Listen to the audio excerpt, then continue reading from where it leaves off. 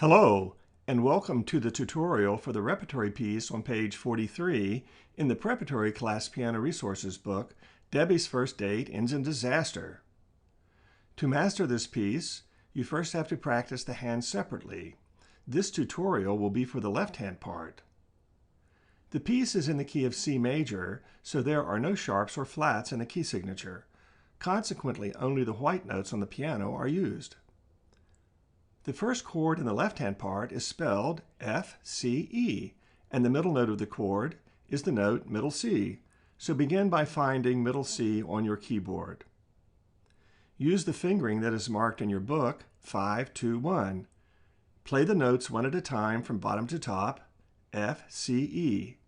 Then play all the notes at the same time as a chord. If this seems uncomfortable at first, continue to practice playing the notes one at a time, then play the whole chord. The first three measures of the left-hand part is just this chord played 6 times. The bottom note is an F, so I will refer to this as the F hand position chord.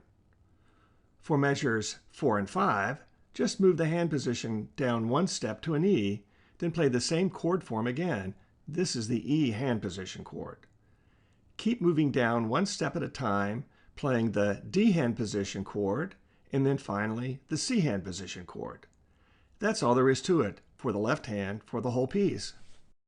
Now listen to the left hand part all the way through.